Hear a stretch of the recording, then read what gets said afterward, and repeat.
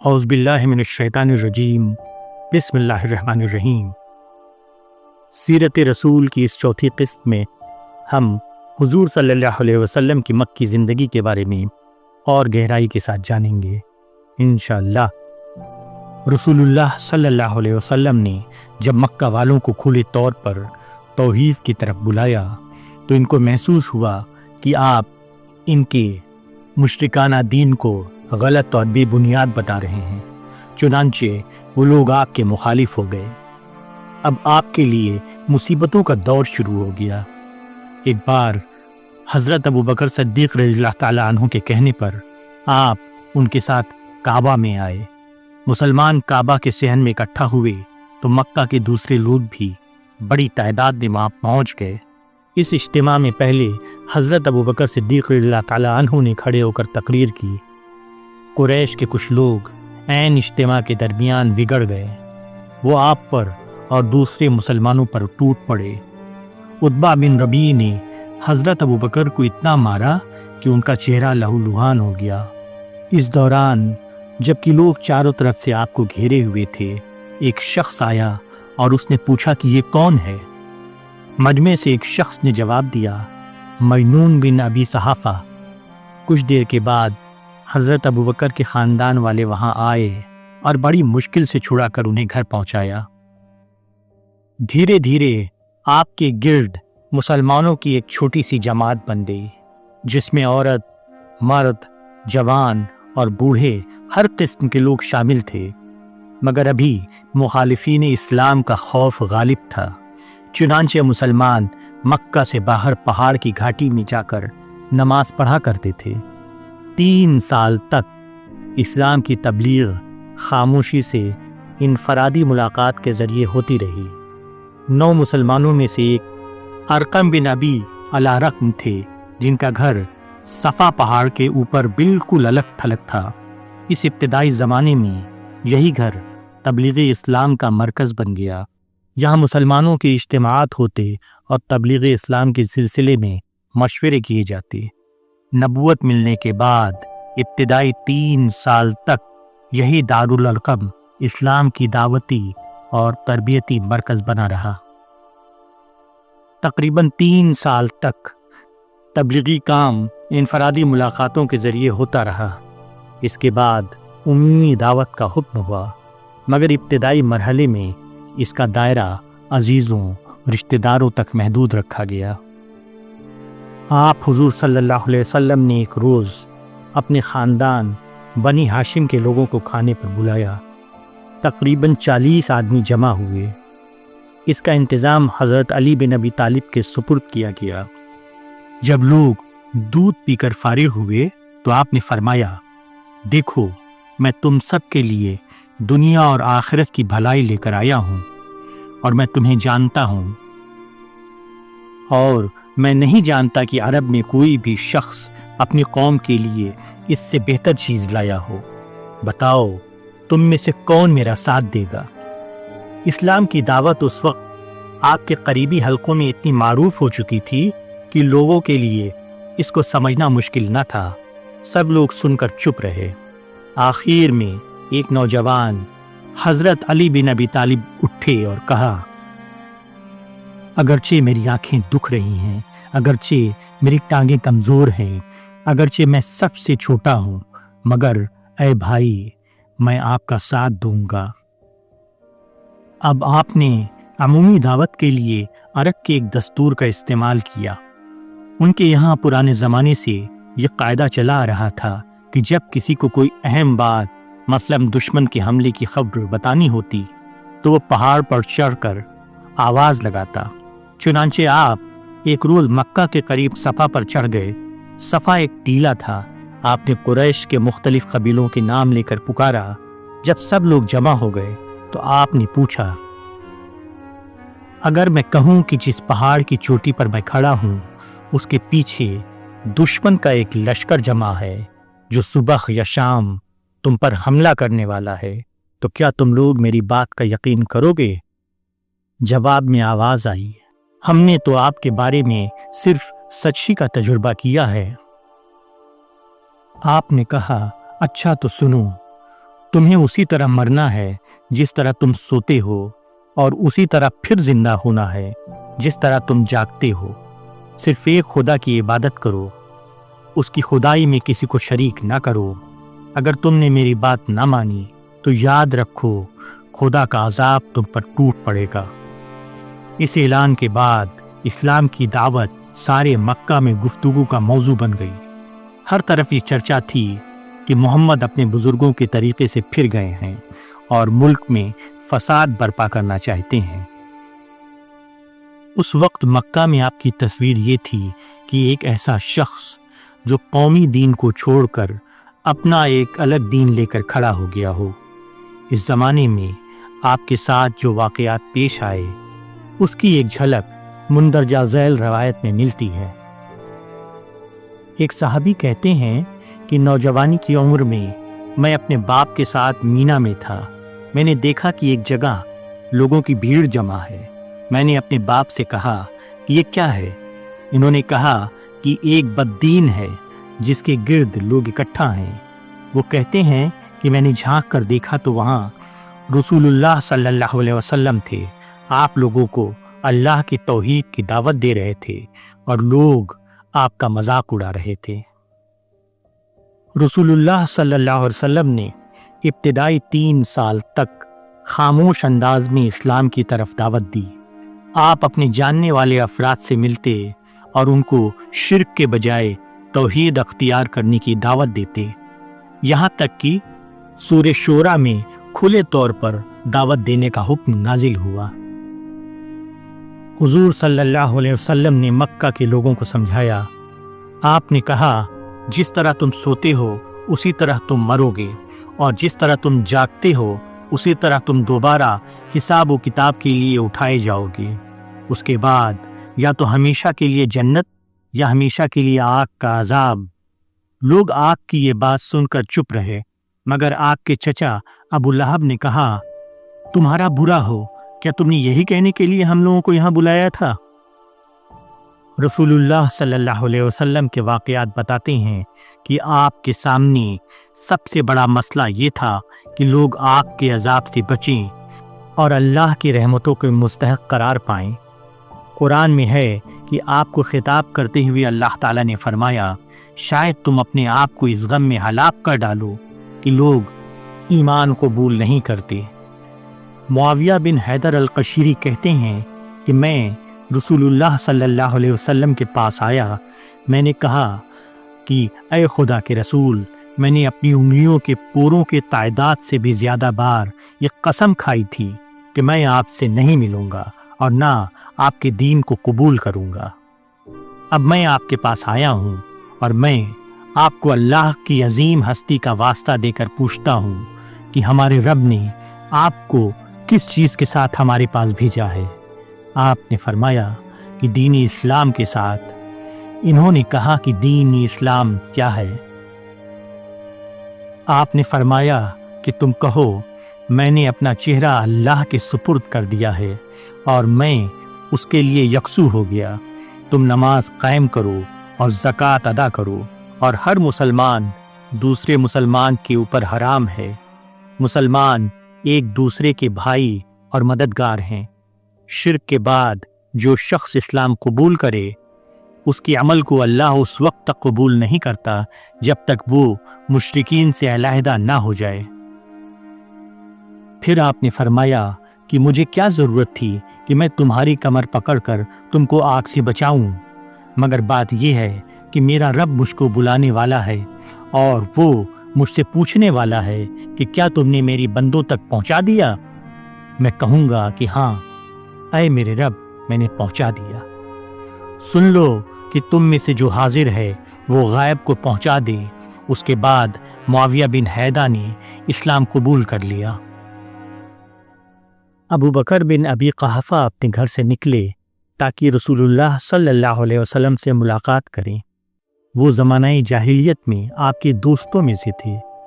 انہوں نے کہا کہ اے ابو القاسم، میں آپ کو برادری کی مجلسوں میں نہیں پاتا۔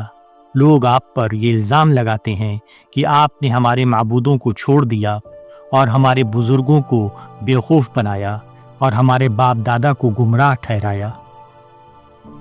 آپ صلی اللہ علیہ وسلم نے کہا کہ ہاں، میں اللہ کا پیغمبر ہوں اور میں تم کو بھی ایک اللہ کی طرف اور اس کی اطاعت کی طرف بلاتا ہوں۔ خدا کی قسم، یہی حق ہے، تم کسی کو اللہ کا شریک نہ ٹھہراؤ اور صرف اسی کی عبادت کرو۔ اس کے بعد آپ نے قرآن کی چند آیتیں پڑھ کر سنائیں۔ حضرت ابوبکر صدیق رضی اللہ تعالیٰ عنہ نے اسی وقت آپ کی نبوت کا اقرار کر کے اسلام قبول کر لیا۔ حضرت ابوبکر صدیق رضی اللہ تعالیٰ عنہ کے اسلام قبول کرنے سے رسول اللہ صلی اللہ علیہ وسلم اتنا خوش ہوئے کہ اس وقت مکہ کی دو پہاڑیوں کے درمیان کوئی بھی آپ سے زیادہ خوش نہ تھا۔ عمرو بن ابسہ کہتے ہیں کہ میں جاہلیت کے زمانے میں باپ دادا کے دین پر مطمئن نہ تھا، میں بتوں کو بے حقیقت سمجھتا تھا۔ کچھ دن بعد میں نے سنا کہ مکہ میں ایک شخص ظاہر ہوا ہے، وہ نئی نئی باتیں بیان کرتا ہے۔ میں اپنی اونٹنی پر سوار ہو کر مکہ پہنچا۔ وہاں پہنچ کر معلوم ہوا کہ رسول اللہ صلی اللہ علیہ وسلم چھپ کر تبلیغ کرتے ہیں اور قوم کے لوگ آپ کے پیچھے پڑے ہوئے ہیں۔ تلاش کرتے ہوئے آخر کار میں آپ کے پاس پہنچا۔ میں نے پوچھا کہ آپ کون ہیں؟ آپ نے کہا کہ میں اللہ کا رسول ہوں۔ میں نے پوچھا کہ رسول کسے کہتے ہیں؟ آپ نے کہا رسول وہ ہے جو اللہ کی طرف سے اس کا پیغام لائے۔ میں نے کہا کہ کیا واقعتاً اللہ نے آپ کو بھیجا ہے؟ آپ نے کہا کہ ہاں۔ میں نے کہا کہ اللہ نے کیا چیز لے کر آپ کو بھیجا ہے؟ آپ نے کہا یہ کہ اللہ کو ایک مانا جائے اور اس کے ساتھ کسی چیز کو شریک نہ کیا جائے، بتوں کو توڑ دیا جائے اور رشتہ داروں کے ساتھ اچھا سلوک کیا جائے۔ اس کے بعد میں نے رسول اللہ صلی اللہ علیہ وسلم سے پوچھا کہ اس کام میں آپ کے ساتھ کون ہے؟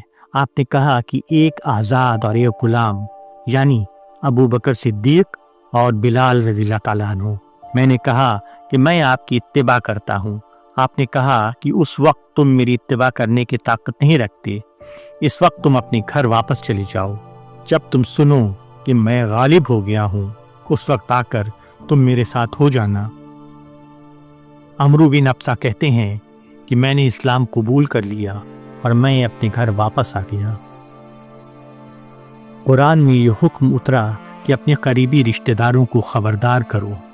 اس کے بعد رسول اللہ صلی اللہ علیہ وسلم نے اپنے چچا زاد بھائی علی ابن ابی طالب سے کہا کہ کچھ کھانا تیار کرو اور بنو ہاشم کے لوگوں کو میرے پاس بلاؤ۔ اس کے مطابق گوشت اور دودھ کا انتظام کیا گیا اور لوگوں کو بلایا گیا۔ تقریباً 40 آدمی جمع ہوئے۔ جب لوگ کھا چکے تو آپ نے ان کے سامنے توحید کی دعوت پیش کی اور کہا کہ مجھ کو اللہ نے اس کام کے لیے اپنا پیغمبر بنایا ہے، تم لوگ اس کام میں میرا ساتھ دو۔ آپ نے یہ بھی کہا کہ تم میں سے کون میرے قرض کی ادائیگی کی ذمہ داری لیتا ہے، میرے پیچھے میرے اہل خانہ میں میری نیابت کے لیے تیار ہوتا ہے۔ حضرت علی کہتے ہیں یہ سن کر تمام لوگ چپ ہو گئے، کسی نے کوئی جواب نہ دیا۔ آپ نے دوسری بار اور تیسری بار یہی بات کہی، مگر حاضرین میں سے کسی شخص نے حمایت کا وعدہ نہ کیا۔ جب میں نے سب کو خاموش دیکھا تو میں کھڑا ہو گیا۔ میں نے کہا کہ اے خدا کے رسول، اس راہ میں آپ کا ساتھ دوں گا۔ زماد قبیلہ از دشنور سے تعلق رکھتے تھے، وہ زیارت کے لیے مکہ آئے۔ ایک مجلس میں ابو جہل اور عتبہ بن ربیعہ اور امیہ بن خلف تھے، وہ لوگ باتیں کر رہے تھے۔ زماد بھی ان کے پاس بیٹھ گئے۔ ابو جہل نے کہا کہ محمد نے ہمارے جماعت میں پھوٹ ڈال دی ہے، اس نے ہم سب کو بے وقوف کہا ہے اور ہمارے بزرگوں کو گمراہ بتایا ہے، ہمارے معبودوں کو برا کہا۔ امیہ بولا کہ اس آدمی کے مجنون ہونے میں کوئی شک نہیں۔ زماد کہتے ہیں کہ ان لوگوں کی بات سن کر مجھے خیال ہوا کہ محمد پر شاید آسیب کا اثر ہو گیا ہے۔ چونکہ میں آسیب کا علاج کرنا جانتا تھا، میں محمد کی تلاش میں چل پڑا۔ پہلے دن تلاش کے باوجود میں آپ کو نہ پا سکا۔ جب اگلا دن ہوا تو میں نے آپ کو مقام ابراہیم میں نماز پڑھتے ہوئے پا لیا۔ جب آپ نماز سے فارغ ہو گئے تو میں آپ کے پاس گیا۔ میں نے کہا کہ اے محمد، میں ان چیزوں کا علاج کرتا ہوں، اگر آپ اجازت دیں تو میں آپ کا علاج کروں، شاید اللہ آپ کو شفا دے دے۔ رسول اللہ صلی اللہ علیہ وسلم نے ضماد کی بات کا کوئی جواب نہیں دیا۔ آپ نے کہا کہ تمام تعریف صرف اللہ کے لیے ہے، ہم اسی سے مدد چاہتے ہیں۔ اللہ جس کو صحیح راستے پر لگائے، کوئی اسے گمراہ کرنے والا نہیں، اور جس کو وہ بے راہ کر دے، اس کو کوئی راستہ بتانے والا نہیں۔ میں اس بات کی گواہی دیتا ہوں کہ صرف ایک اللہ عبادت کے لائق ہے، اس کا کوئی شریک نہیں۔ یہ بات آپ نے 3 بار فرمائی۔ ضماد نے کہا، خدا کی قسم، میں نے کاہنوں اور جادوگروں کی باتیں سنی ہیں اور میں شاعروں کے کلام سے بھی واقف ہوں، مگر آپ نے جو کلمات کہے، ایسے کلمات میں نے کبھی نہیں سنے۔ اپنا ہاتھ لائیے، میں آپ سے اسلام پر بیعت کرتا ہوں۔ وہ اسی وقت اسلام میں داخل ہو گئے۔ حسین کہتے ہیں کہ قریش کے کچھ لوگ ان کے پاس آئے۔ حسین زیادہ عمر کے آدمی تھے اور قریش ان کی بہت عزت کرتے تھے۔ قریش نے حسین سے کہا کہ آپ اس شخص محمد سے بات کیجیے، وہ ہمارے معبودوں کو بہت برا بتاتے ہیں۔ وہ لوگ حسین کے ساتھ آپ کے پاس آئے۔ حسین نے کہا، یہ کیا باتیں ہیں جو ہم کو آپ کی طرف سے پہنچ رہی ہیں؟ آپ ہمارے معبودوں کو برا کہتے ہیں، حالانکہ آپ کے والد تو بہت ہی اچھے آدمی تھے۔ رسول اللہ صلی اللہ علیہ وسلم نے حسین سے کہا کہ یہ بتاؤ کہ تم لوگ کتنے معبودوں کی پرستش کرتے ہو؟ حسین نے کہا کہ 7 معبودوں کی زمین پر اور 1 معبود وہ جو آسمان میں ہے۔ آپ نے کہا کہ جب تمہارے اوپر مصیبت آتی ہے تو کس معبود کو پکارتے ہو؟ حسین نے کہا کہ آسمان والے معبود کو۔ آپ نے دوبارہ کہا کہ جب تمہارے مال میں نقصان ہوتا ہے تو اس وقت کس کو پکارتے ہو؟ حسین نے کہا کہ آسمان والے کو۔ رسول اللہ صلی اللہ علیہ وسلم نے کہا کہ تمہاری فریاد رسی کرنے والا خدا تو ایک ہے اور تم اس کے ساتھ دوسروں کو شریک کرتے ہو۔ حسین کہتے ہیں کہ مجھے محسوس ہوا کہ میں نے ایسے آدمی سے کبھی بات نہیں کی۔ اس کے بعد رسول اللہ صلی اللہ علیہ وسلم نے کہا کہ اے حسین، اسلام قبول کرو، تم نجات پاؤ گے۔ حسین نے کہا کہ میرے اور بھی گھر والے ہیں، تو ان کے لیے میں کیا کہوں؟ آپ نے کہا کہ اس طرح دعا کرو کہ اے اللہ، میں تجھ سے ہدایت کا طالب ہوں، تو میرے معاملے کو درست کر دے اور مجھے ایسا علم دے جو مجھے نفع پہنچانے والا ہو۔ حسین نے کہا کہ اس دعا کو میں نے بار بار دہرایا اور رخصت ہونے سے پہلے اسلام قبول کر لیا۔ ہجرت سے پہلے مدینہ کے قبیلہ خزرج کا ایک وفد مکہ آیا۔ ان کا مقصد یہ تھا کہ قریش سے اپنی حمایت کا عہد لیں۔ اس وفد میں ایاس بن معاذ بھی شامل تھے۔ رسول اللہ صلی اللہ علیہ وسلم کو ان کے آنے کی خبر ہوئی تو آپ ان کے قیام گاہ پر جا کر ان سے ملے۔ جب آپ ان کے پاس بیٹھ گئے تو آپ نے ان سے کہا کہ کیا تم چاہتے ہو کہ جس کام کے لیے تم لوگ یہاں آئے ہو اس سے زیادہ بھلی بات میں تم کو نہ بتاؤں؟ انہوں نے کہا کہ وہ کون سی بات ہے؟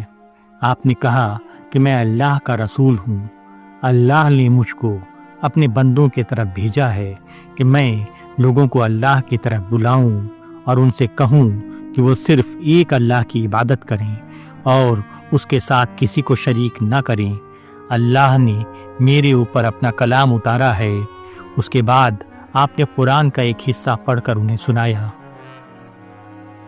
ایاس بن معاذ جو اس وقت نوجوان تھے، انہوں نے آپ کی باتیں سن کر اپنے لوگوں سے کہا کہ اے قوم، خدا کی قسم، یہ چیز اس سے بہتر ہے جس کے لیے تم یہاں آئے ہو۔ یہ سن کر وفد کے ایک شخص انس بن رافع نے اپنے ہاتھوں میں مٹی لے کر ایاس بن معاذ کے چہرے کی طرف پھینکی اور کہا کہ ان باتوں کو چھوڑو، خدا کی قسم ہم تو کسی اور ہی کام کے لیے یہاں آئے ہیں۔ ایاس بن معاذ چپ ہو گئے۔ اس کے بعد رسول اللہ صلی اللہ علیہ وسلم لوٹ آئے اور وہ لوگ اپنا کام کر کے مدینہ واپس چلے گئے۔ مدینہ پہنچ کر ایاس بن معاذ کا انتقال ہو گیا۔ ان کے قبیلے کے جو لوگ وفات کے وقت ان کے پاس موجود تھے، ان میں سے ایک شخص کا بیان ہے کہ آخری وقت میں لا الہ الا اللہ، اللہ اکبر، سبحان اللہ کے الفاظ ان کی زبان پر جاری تھے۔ ان کے قریب جو لوگ تھے وہ اس کو برابر سن رہے تھے۔ عبداللہ بن کعب بن مالک کہتے ہیں کہ رسول اللہ صلی اللہ علیہ وسلم نبوت ملنے کے بعد 3 سال تک چھپ کر مکہ میں تبلیغ کرتے رہے۔ اس کے بعد تقریباً 10 سال تک آپ نے کھلے طور پر لوگوں کی توحید کا پیغام دیا۔ ابو طالب کی وفات کے بعد آپ حج کے موسم میں عکاظ اور مجنہ اور ذوالمجاز کے میلوں میں جاتے اور لوگوں کے قیام گاہوں میں ان سے مل کر انہیں اپنا پیغام دیتے۔ اسی کے ساتھ آپ یہ بھی کہتے کہ تم لوگ مجھے اپنی حفاظت میں لے لو تاکہ میں اللہ کا پیغام پہنچانے کا کام کر سکوں۔ جو اس کام میں میری مدد کرے گا اللہ اس کے بدلے اس کو جنت دے گا۔ مگر کوئی قبیلہ آپ کی مدد اور حفاظت کے لیے تیار نہ ہوا۔ آپ عرب کی ایک ایک قبیلے کے پاس گئے مگر کسی نے بھی آپ کی حفاظت کی ذمہ داری نہ لی۔ اسی دوران آپ بنو عامر بن صعصع کے پاس پہنچے۔ انہوں نے آپ کے ساتھ بہت برا سلوک کیا۔ آپ اس حال میں ان کے پاس سے لوٹے کہ وہ لوگ آپ کے اوپر پتھر پھینک رہے تھے۔ آپ قبیلہ بنو محارب بن خصفہ سے ملے۔ اس قبیلے میں ایک بوڑھا آدمی تھا جس کی عمر 100 سال سے زیادہ تھی۔ آپ نے اس کو توحید کی دعوت دی اور کہا کہ تم لوگ مجھے اپنی حفاظت میں لے لو تاکہ میں اللہ کا پیغام پہنچانے کا کام کر سکوں۔ اس بوڑھے آدمی نے جواب دیا کہ تمہارے قوم تمہاری حالت کو زیادہ جانتی ہے۔ خدا کی قسم، جو شخص تم کو لے کر یہاں سے اپنے مقام پر جائے گا وہ تمام موسم حج میں جمع ہونے والوں میں سب سے بری چیز لے کر جائے گا، اس لیے تم ہم کو معاف رکھو۔ آپ کے چچا ابو لہب بھی وہاں موجود تھے۔ آپ کے چلے جانے کے بعد اس نے بوڑھے آدمی سے کہا کہ اگر حج کے موسم میں جمع ہونے والے تمام لوگ تمہاری طرح کا جواب دیں تو یہ محمد جس نے نئے دین کا بیڑا اٹھا رکھا ہے وہ اسے چھوڑ دے گا۔ عبداللہ بن وبصہ الابسی اپنے باپ سے روایت کرتے ہیں کہ رسول اللہ صلی اللہ علیہ وسلم ہمارے قیام گاہ پر آئے اور ہم لوگ مسجد خیف کے پاس ٹھہرے ہوئے تھے۔ آپ اونٹنی پر سوار تھے۔ آپ کے پیچھے زید بن حارث بیٹھے ہوئے تھے۔ آپ نے ہم کو توحید کی دعوت دی۔ خدا کی قسم، ہم نے آپ کو کوئی جواب نہ دیا اور ہم نے یہ کوئی اچھا کام نہیں کیا۔ ہم لوگوں نے آپ کے بارے میں یہ پہلے ہی سن رکھا تھا کہ آپ حج کے موسم میں قبیلوں کے پاس جاتے ہیں اور ان کو اسلام کی دعوت دیتے ہیں۔ رسول اللہ صلی اللہ علیہ وسلم ہمارے پاس کھڑے ہوئے اپنی بات کہتے رہے اور ہم چپ چاپ سنتے رہے۔ ہمارے ساتھ میسرہ بن مطروق ابسی تھے۔ انہوں نے قبیلے کے لوگوں سے کہا کہ خدا کی قسم، اگر ہم اس آدمی کی بات مانیں اور اس کو لے جا کر اپنے قبیلے کے بیچ میں ٹھہرائیں تو یہ بات بہت اچھی بات ہوگی، اور میں خدا کی قسم کھا کر کہتا ہوں کہ اس شخص کی بات یہاں تک غالب ہوگی کہ وہ ہر جگہ پہنچ جائے گی۔ اس کو سن کر قوم نے میسرہ سے کہا کہ ان کی باتوں کو چھوڑو، تم ایسی بات کیوں کہتے ہو جس کے ماننے کے لیے ہم میں سے کوئی شخص تیار نہیں۔ اس کے آگے کی سیرت رسول انشاءاللہ ہم 5ویں حصے میں سنیں گے۔ السلام علیکم ورحمۃ اللہ وبرکاتہ۔